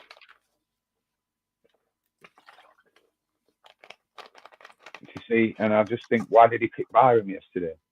And at some point, why did he not take Byram off and try Smith? You know, let's get a bit of attacking width going down that wing. All managers have their favourites, and he's clearly. Don't get me. What I will say is the resurgence of Junior Firpo is absolutely not understate it, because Sam Byram should be in this Leeds team based on, and I don't mean like he should. What I mean is Daniel Farker. He's obviously one of Daniel Farker's favourites, and he doesn't play him because Junior Firpo has essentially kept him out of the team. And I know people are going to say, well, he's on the wrong side of the pitch. I'm like, no, he would find a way to play Sam Byram if he had any reason to do it. Or he'd play Schmidt, but he played a right back and left back. I expect Byram to play in place of Bogle. Yeah, he should. So he should, in all seriousness. Yeah. Why did we buy Schmidt? Why did we buy him? I can't answer that. I don't know. I mean, I don't know nearly enough about the guy to be like, oh, he can do this or that. I've only seen him score one goal in the Europa Conference League. Well, are we going to find out? The only way you find out is by putting him on the pitch. So at what point are you going to put him on the pitch? Yesterday was a perfect chance. We know what Sam Byram can do. And for me, right, we don't need defensive safety against Bristol City. I mean, ultimately, I don't know the answer to your question. He put balls in the box. He played quite well forward. I feel he's far better on the left than he is on the right. He's less negative on the left, Byron. But majority of his balls are cut inside and played back to Rodon or Stroik, depending. He didn't have a bad game. I'm not saying he did, but I feel we needed a left-footed player out on that wing. I will say, I think it's quite obvious how blessed we are, as if I can use that word, how blessed we are that we have like Firpo and Ramazani have already got like an understanding on the left. Firpo and Nonto, people may have their obvious reasons why that may be the case, but obviously it's something that works, in my opinion. It is something that obviously wasn't going to be there with Byram and Solomon. It was like two strangers out there on the left. Byram was fine, but obviously Solomon, as we said earlier, was non-existent in my opinion. But there is clearly a player there on that side of the pitch. Yeah, on either side of the pitch, you need one naturally footed out of the winger and the fullback. For me, you need somebody who can either overlap or under and put the ball in the box. That's a fair point. I'm going to bring up the results from the midweek.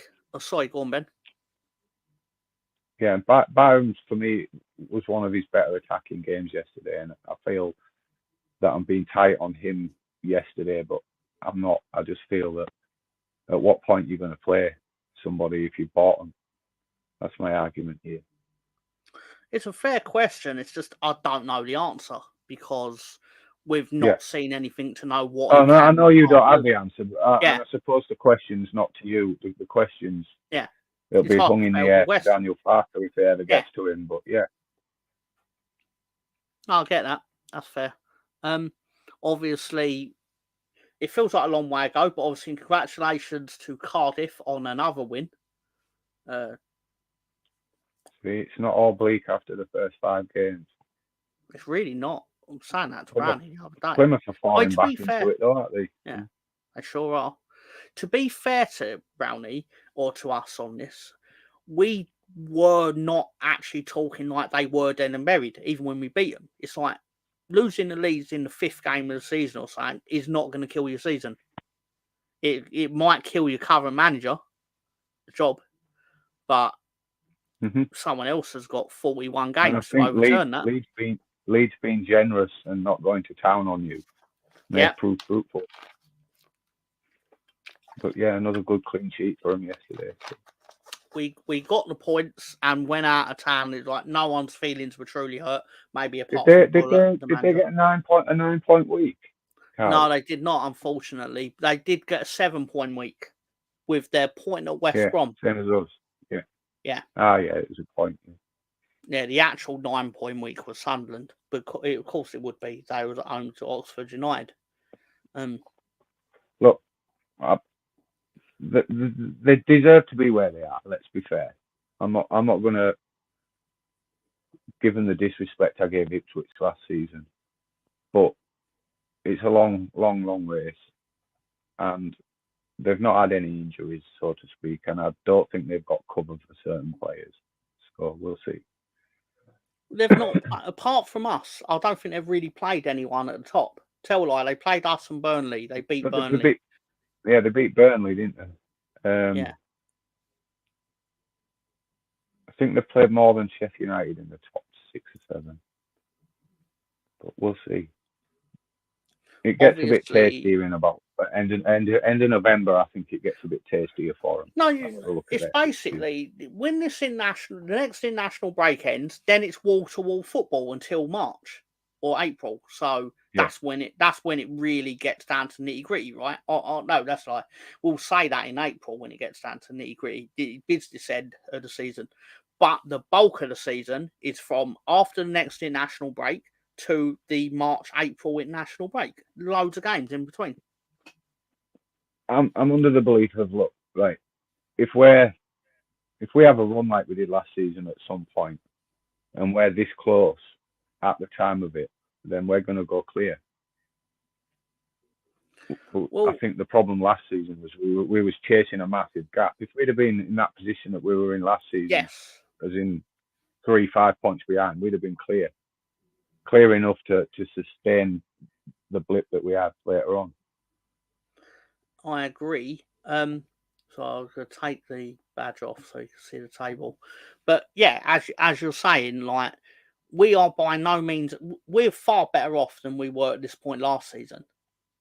Like it's not even, it's factually true. It's like I can't even say it's my opinion. We just are doing better.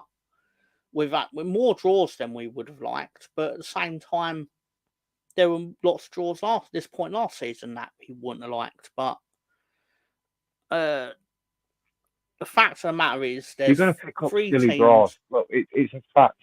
They're going to come up against them stubborn teams that you can't break down.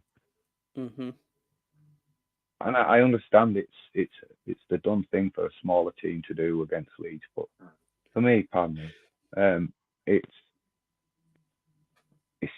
it's entertainment, and that's not entertaining. And if it was my club, I'd be pissed off. What you're going to watch, really? But I understand it. Totally understand it. It's just frustrating watching it. And again, for Brownies here, well done. You've finally left the bottom 3. So I think that sounded much better. Introduce a new rule. When you get a draw, the most attacking team gets 2 points. 2 points. So how many points would you basically you're saying we should have an extra 5 points for our draws? Yeah. Because we've actually tried to win the game. We're level with Sunderland, whereas then. The other teams have just tried to survive the game. Yeah, basically. No, but then you've got to take a point off Sunderland. No, we get a point. Yeah. They get their point still. So yeah. Yeah, so we'd be level with them. Yeah, so obviously it's our predictions for October. Didn't go as well as I personally thought, but shit happens. At least we never lost. Yeah. if you don't lose in a month, you tend to do okay, I suppose. I mean, 5 draws would not be great, admittedly, but it's what it is. I mean, really, that should be 3 wins and 2 draws. But it ain't. But anyhow.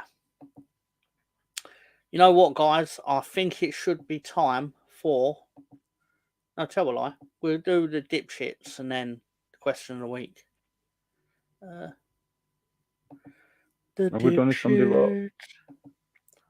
We'll do Sunday roast at the end. Just Okay, cool. I make the Arsenal fans wait to be roasted. No, you're all orders your order. I missed the end last week, obviously. So no, that's no problem. It's no problem. What order you did it in. Do you lose 3 points to get a defeat? Well, that's interesting. So obviously, start with Don Goodman. You'll fall out of your chair when you see one of these. That finish from Josh Windass, brilliant football from Sheffield Wednesday on Friday night. I don't know who Cookie supports, but apparently Don Goodman fuming is not on commentary to mention his dad's goal for Hull in the. Don Goodman is catching strays, and he's not even on commentary. I've just realised upon reading this, he's not even commentating the game, and people are still digging him out. Just say can't talk about a player's dad scoring. I mean, he's got Dean Windass's goal for Hull in the playoff was fantastic, but still. John Le Martons on Twitter saying, Don Goodman, winning the ball is no defence. Fucking clown. That was a brilliant challenge. Everton fans are coming in for him last night based on Everton. I mean, I didn't watch it. Why am I going to watch Everton versus Fulham? I ain't giving that my time. But still. Don Goodman is a gimp from Addy E. Don Goodman is a gimp. Any decision we get, he's saying it shouldn't be. Don Goodman is a gimp. Sorry. Sky have managed to find a commentary level below even Don Goodman. Remarkable. I hate Leeds on Twitter. That was actually the biggest takeaway from the commentary of that game was people were writing. My own eyes, I've seen it. Never thought I'd say this about commentary, but bring back Andy Hinchcliffe and Don Goodman. Iwalumo was so bad, people, James, aka Chunky Boy James, he must have been hungry. He must have needed a Snickers or something. But bring back, what is going on? Is it the Twilight Zone or something? Anyway, Andy Hinchcliffe got something we didn't deserve, and Andy Hinchcliffe's weekend is completely ruined. I'll take it. Everton fans hate Andy Hinchcliffe as well, because I believe their theory is that Andy Hinchcliffe, he played for Everton, so he's never going. So he's never going to support. Yeah, he's never going to never going to support them on commentary. I mean, it's not true, but yeah, I suppose it's how they feel about him is how we feel about Goodman. But Goodman never actually played for us, I suppose. Just the academy. Bloody Andy Hinchcliffe, a useless and biased commentator who doesn't know when to shut up. For fuck's sake, shut the fuck up, you rambling prat. Not often I'm sort of confused now. Have they got both of them here? Because the EV Fulham hashtag's been used in both Goodman and Hinchcliffe there. I have no idea which one was on it, but it could be both. Yeah. I'm feeling one thinks the other's the other, because they do sound alike when they're ranting on. Yeah. I mean, I could easily just find out by watching Sky footage of Fulham versus... But why would you do that? Yeah, like, you just don't hate me enough to make me do that live on there. Hopefully not. Sky Sports Premier League, for love of God, please stop putting Andy Hinchcliffe on commentary of Everton games. From Mark Goddard 10. I have a solution. I think Sky have added a dipshit choice button. You can choose your own dipshit. Or Is that Andy fucking Morbius Hinchcliffe on Cocoms from Wigan Toffee, so another Everton fan, with the picture of, it's a gif of Neil Patrick Harris shooting himself in the mouth. So obviously depicting that someone would rather kill themselves than have to listen to Andy Hinchcliffe on commentary. Bit dark, but it's what it depicts. And the final one, in my opinion, this is the most cutting one. Andy Hinchcliffe is a terrible commentator. It's no swearing. It's, not abusive. It's nice. It's just a very polite but succinct way of, That's what I think makes it the most cutting one. Like calling someone a gimp or whatever is funny, but you can pass that off as their view don't count. They're being abusive. Someone just gone. I just don't think he's very good at commentating. Andy Hinchcliffe can't block him. I mean, can block her, but you know what I mean. He can't go to Twitter and go, "I'm being abused by someone who says I'm not good at my job." They've just said you're not good at your job, mate. That's it. Anyway, that is it for the dipshits for another week. Will they be back next week? Yeah, probably. Ben made the. Sorry, I should put it up again. Ben made the thing. The dipshits. Andy Hinchcliffe's face there. Just. You've seen the picture they use for Don Goodman, like whenever they do like a Leeds clickbait, and it's like Don Goodman says this Leeds player's not going to be happy, and it turns out like Bamford's on the bench or that. But the face they use of that, you know what I mean? They edit onto the picture of Don Goodman is one where he looks like he's to shit himself, and they're forcing him to sit in it. But anyway, don't look happy. Bring on the Pilgrims. Do you know we could actually get Rooney sacked twice in a year? In the same year? I mean, they did come back from 3-0 down to get a draw, to be fair to them yesterday. But anyway. That was it for our Leeds. Do you want to do the Sunday roast or the question of the week? I'm not bothered. Just play it however you want. Okay. We'll do the Sunday roast right now. Sunday roast. What else? Still ain't got my voice back fully. Did you know you can get this £6 hot dog in Bromley at Bromley Football Club? I actually thought it was a fucking tortoise when I first looked at it. I thought someone was holding a turd, but £6 for that hot dog apparently on Scran or not Scran. Distinctly not Scran, obviously. Exactly, Tom. Bring it on. And singing's getting better, Tom. Thank you very much, Tariq. Thank you for lying. I appreciate it. Some lies are good in life. Tremors vibes, everyone.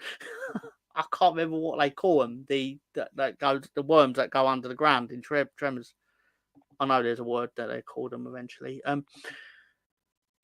Mum Fury, as Deliveroo charges her for KFC birthday feast but fails to deliver. To which the comment above it is, why does she look like she's just one player of the month?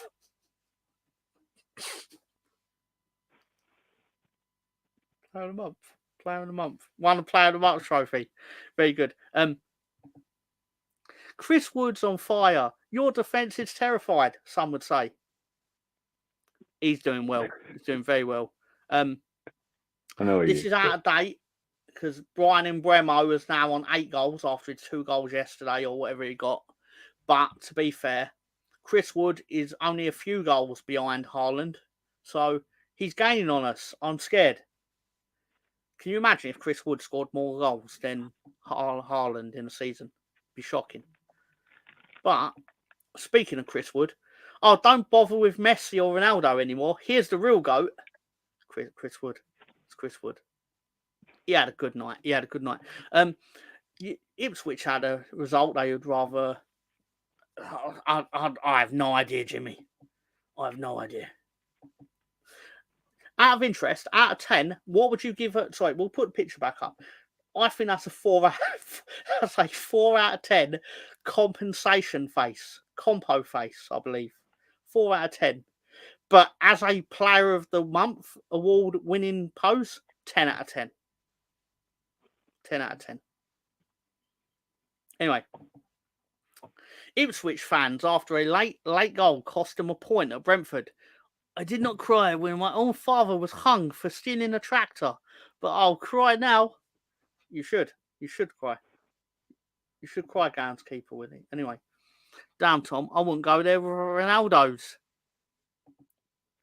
Well, to be fair, that doesn't necessarily mean he asked, does it? Especially if it happens in a Las Vegas hotel room. Sorry, what? Anyway, that's too far. It's too far. Graboids, that's what I was looking for. Thank you, BX. Awesome. The graboids.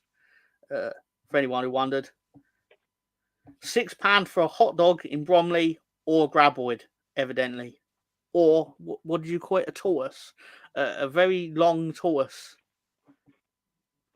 I've got official footage of the Barcelona Real Madrid heat map from last night's game, El Clasico. It's a great night for Rafinha. It actually does depict what he did to them in the game.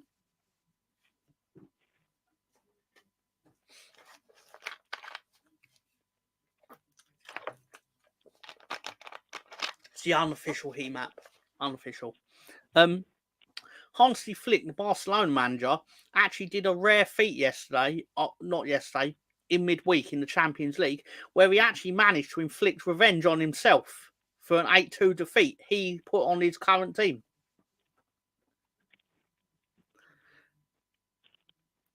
Not often you get a chance to avenge your own 8-2 defeat, but still.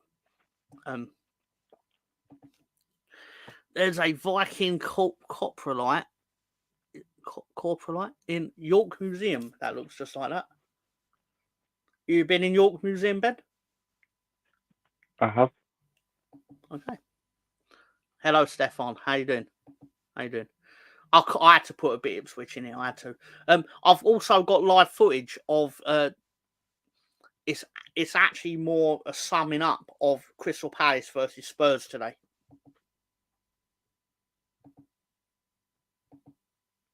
Fossilized turd. Makes sense. Yeah, Crystal Palace versus the Eagles versus the Cocks. It went exactly as you suspect. I would hate to see this image if it actually went the other way. But anyway, that's not PG. Rico Lewis was interviewed and he said, "All I want to do is play football, especially for this club." To which Gaz replied, "And kill Bart Simpson."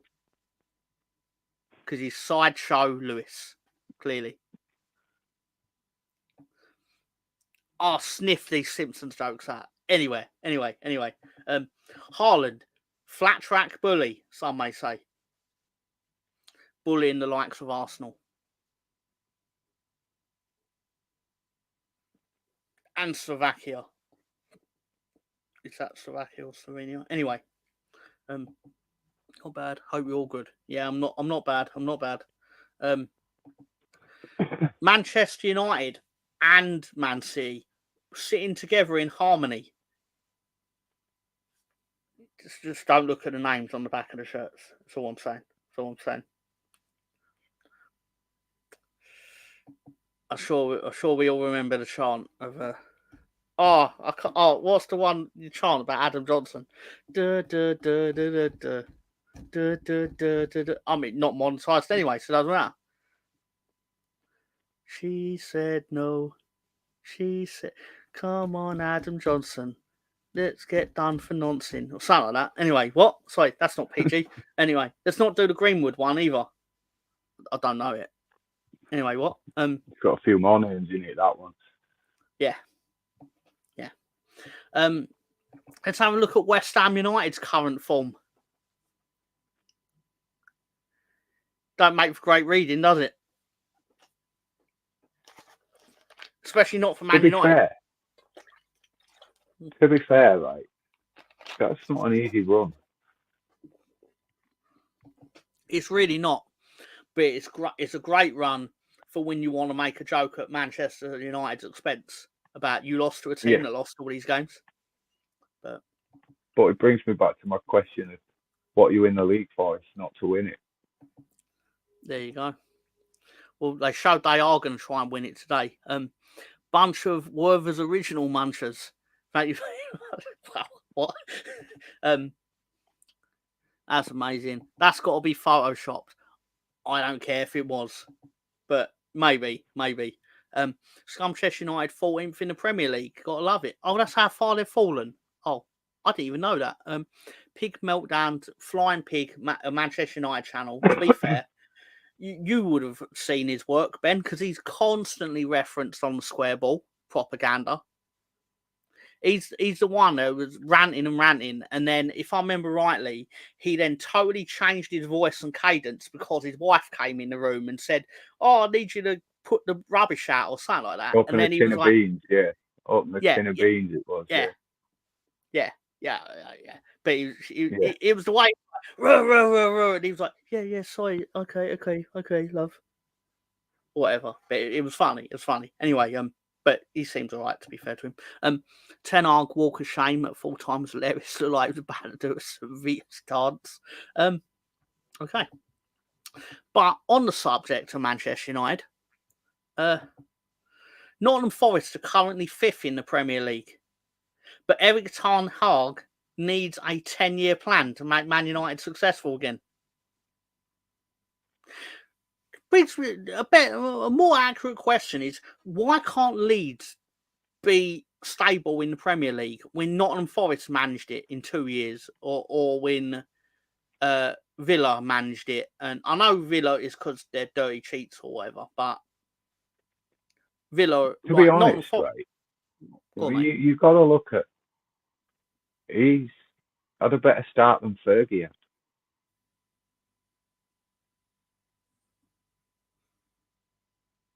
In silverware, whatever you want to look at it, league positioning.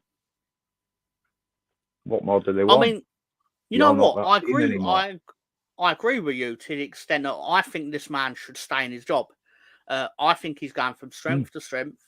And I've got one more bit of work that I personally think shows to all the Manchester United decision makers why they should keep him.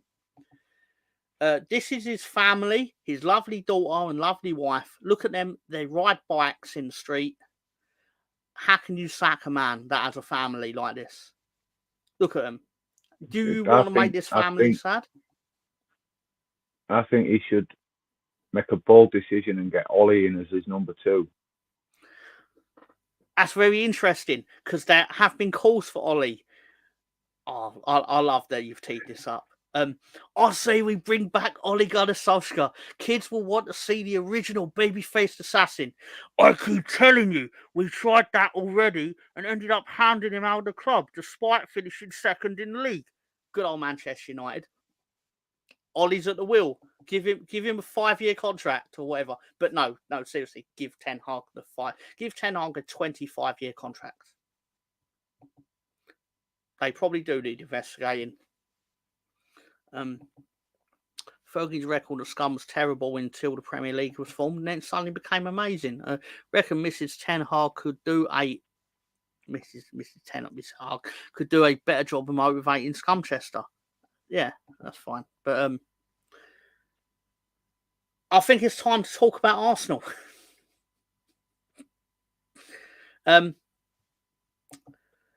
Arsenal, since celebrating the Rodri ACL injury, Calafiori injured, White injured, Timber injured, Saka injured, Odegaard injured, Tomiyasu injured, Zinchenko injured, Tierney injured.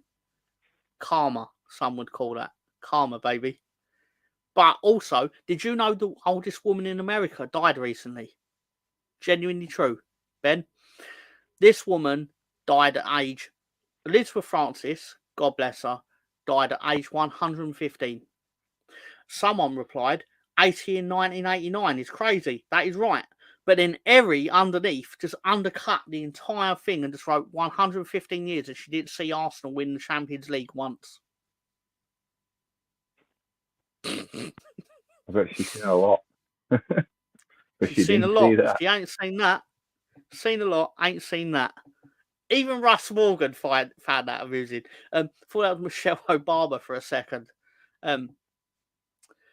I've got also live footage of Arsenal's defence currently. Do you know who she looks like? Have you seen Don't Be Don't be a menace to South Central while drinking your juice in Yes, the she hut. looks like the old mum. The grandma. The old She looks granny. like the grandma. Yeah. Oh, gee. Yeah. Half Don't dead you dare motherfucker. come round. You sanctimonious Pass me motherfucker. that shit there. Yeah. And that woman, she ain't seen Arsenal win Champions League either. And full people go, "Where's your Champions League?" It's like, yeah, the place where you fucking expect it. It's fucking right here. Anyway, what? Sorry. We did win that. We did. Yeah, not officially, but we should have won the match. We got properly robbed, where it's like properly robbed. We got robbed in not Champions League, a Cup Winners' Cup final where the referee actually went to prison because of his officiating in the game. Like, that's not my opinion. The authorities believed he did such a shameful job of refereeing that they put him in prison. Yeah, I believe it was AC Milan versus Leeds in the Cup Winners' Cup final. Would have been 1973. Could be wrong there, but probably not, because you have to win the FA Cup to be in that, and we only won it once in 1972. Beat Arsenal. Sorry, did I say that out loud? Anyway, what? Sky hasn't got a Dick Bremner. She hasn't got. Why did I say Sky? She has got a Dick Bremner. Anyway, that's because of Michelle Obama. Sorry, camera doesn't go that low, Stefan. And we got a couple of haters. No, we don't hate. I do hate Arteta. I think he's a fucking tossback. But I just think Arsenal fans whinge and feel so hard done to. Just do it on the pitch. I'll just say as in this situation, I go for whoever doesn't do well at the weekend generally. On weekends when you win, you get left alone for the most part. But again, because most of the people I personally know in this community happen to support Arsenal, I'm going to target you. Because why wouldn't I? And it's football, and it's banter, and it's great. Yeah. And the last one, we're mocking your draw. You're not mocking our draw, so more fool you. I mean, to be fair, when Leeds do have a bad result and there's memes about it, I put them up. Whether we like them or not, I play fair. When there's a thing that Leeds does expense, I'll put it on the show. Like the one where we were laughing at, I think we were laughing at Ipswich 1 week last year, and then we ended up losing the day later. No, weren't it? Because they didn't. Leicester lost Bristol City, and then we drew, so we didn't really take advantage of it. So it was like we were laughing at them, and then the bathtub fell on us. It's something like that. And last one, Arsenal related. I will not leave Arsenal until I win the Premier League with them. Declan Rice in 2065.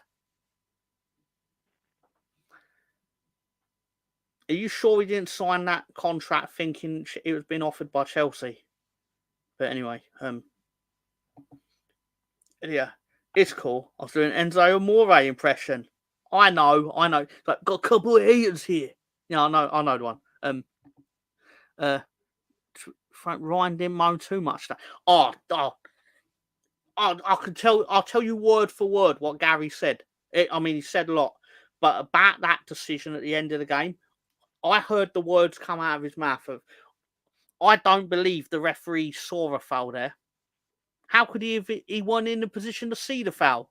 To which I heard that he basically is implying that the referee just basically gave a foul, despite not seeing it, which is delusional. I love Gary, but that's the sort of thing I would say.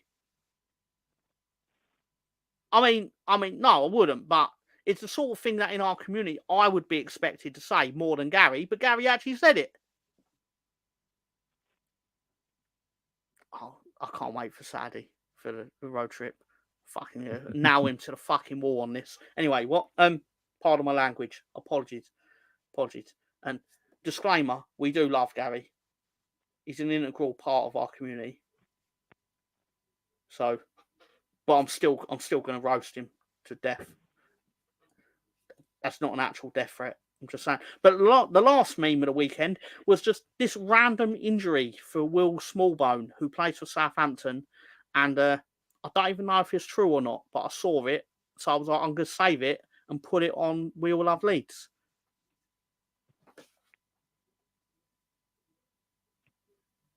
I don't even want to know how he got that injury.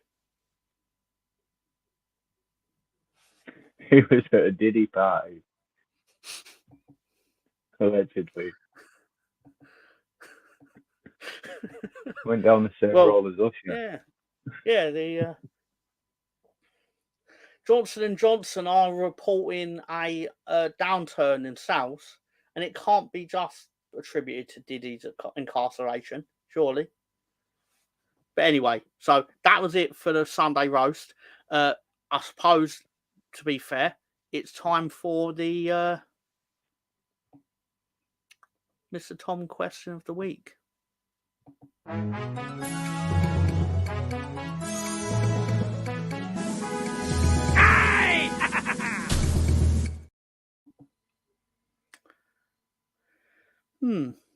So, and because by popular demand, because people always usually want to hear the sound twice. I don't know what.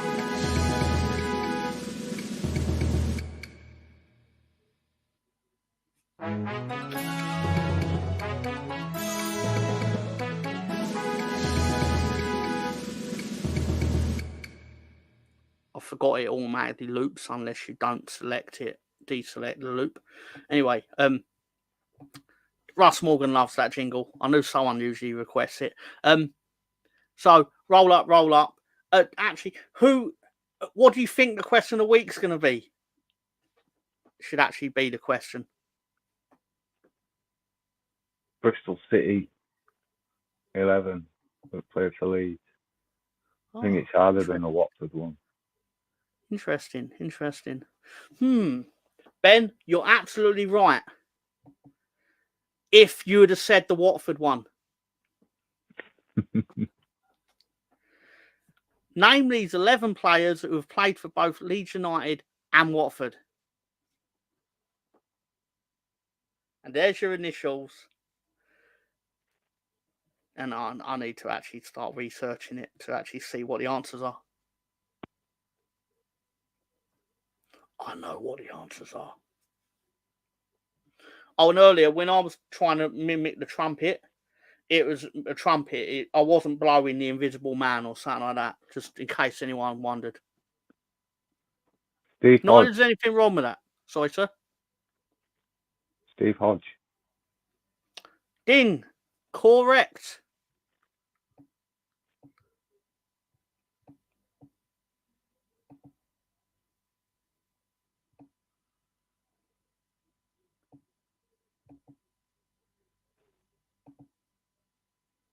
Jimmy's gone Terry Connor. It's not Terry Connor, I'm afraid. I mean, he might end up being right, but that specifically is not Terry Connor. I'll double check Richard it for him. Jobson.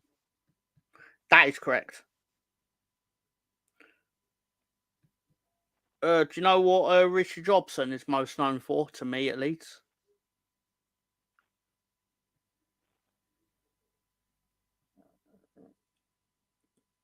I mean, Terry Connor, It turns out he has played for Bristol City. So, yeah, Terry Connor is right, but he's not on here. I'm going Clark Carlisle anyway. You will be right. It is Clark Carlisle. So, Paul Reaney.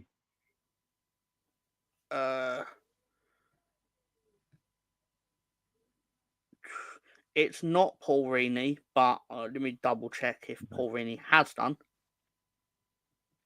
I don't think so, but it's just a guess. Elton John. Paul Reaney's only played for Leeds and Bradford, apparently. So, Elton John, Elton John. Correct. Russ Morgan is right with Tony Curry. Tariq is correct. LB. Sorry, Danny sir. Webber, yeah. Danny Webber, yeah. Danny Webber. Yeah. He played for Leeds in 2000 and I don't know the year. It sounds like it would be a very 2012 signing on loan or something like that. Don't know if that's right, but so yeah, everyone's pitching in. I'm pretty confident that within a year, half of our audience will be able to tell us who Leeds United players have played for in the Championship and things like that. Pretty sure of it.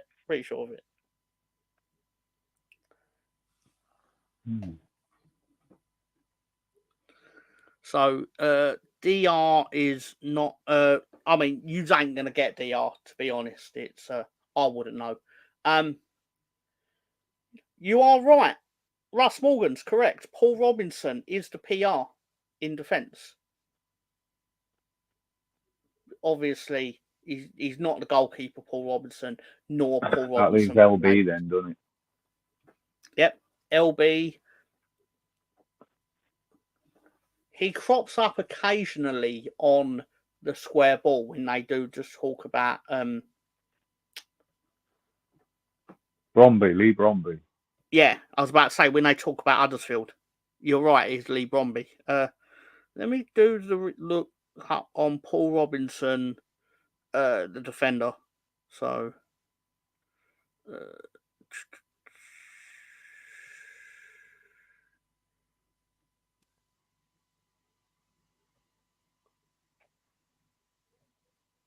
Paul Robinson, the defender, made 219 appearances for Watford between 96 and 2003, but then he made 10 league appearances for Leeds in 2012 on loan from West Bromwich Albion. Sorry, on loan for Bolton Wanderers.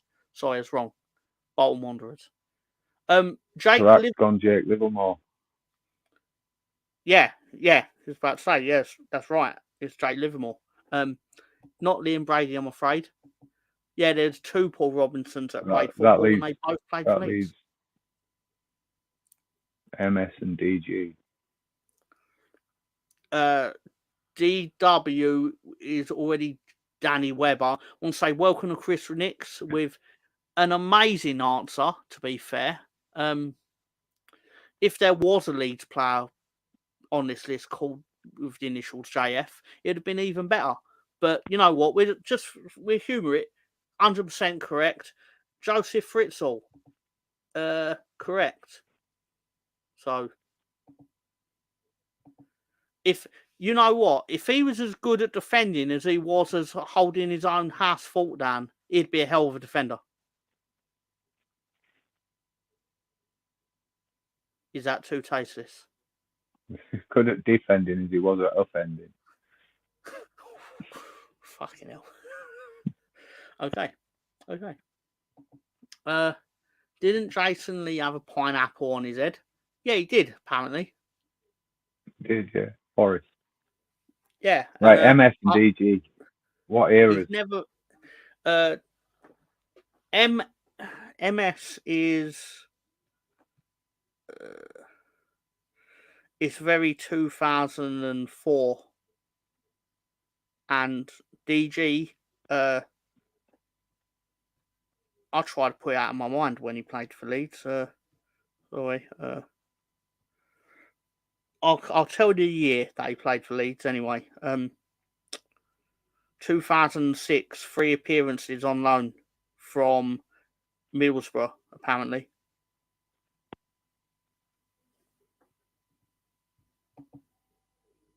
Don Goodman. Michael Stipe.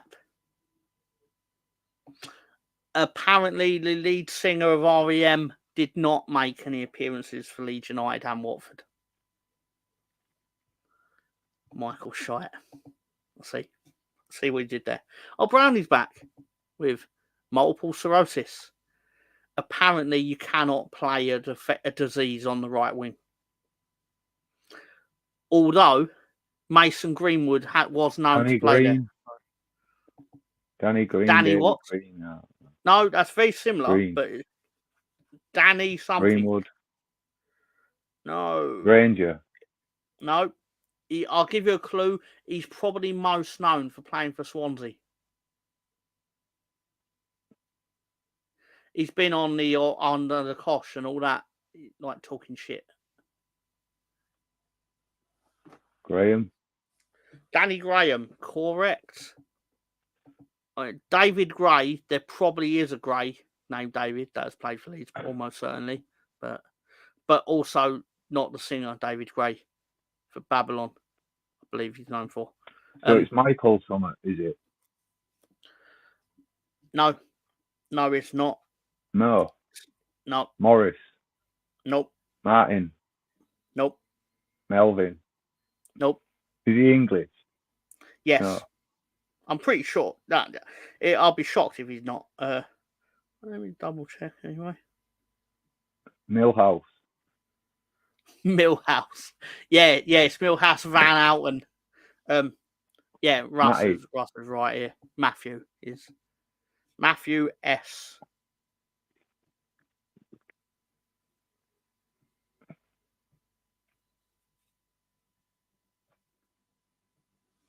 Joined Leeds in 2004. 13 league appearances, 1 goal. From where did we buy this shitbag? We bought him from Watford. Luton. Oh no, he left Luton and we got him on a free. Because of course he did. We didn't pay for anyone in 2004.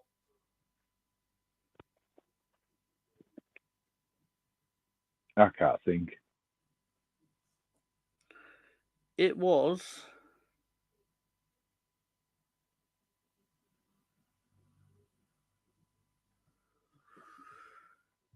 mad to think that David Gray's Babylon Leeds were in the Champions League. There you go.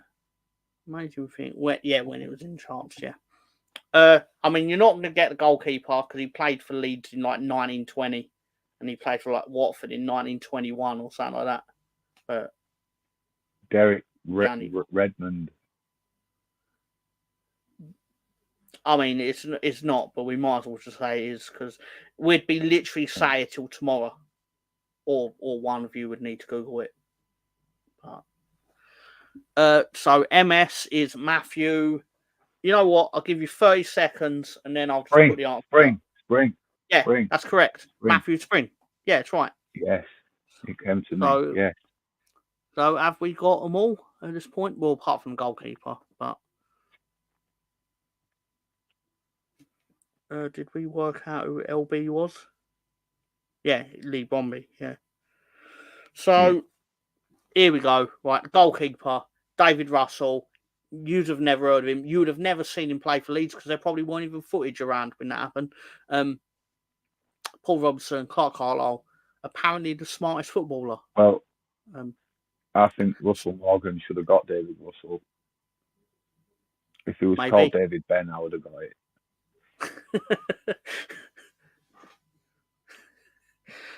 Richard Jobson, Lee Bromby, Steve Hodge. That was the first one that was correct, Russ, to be fair.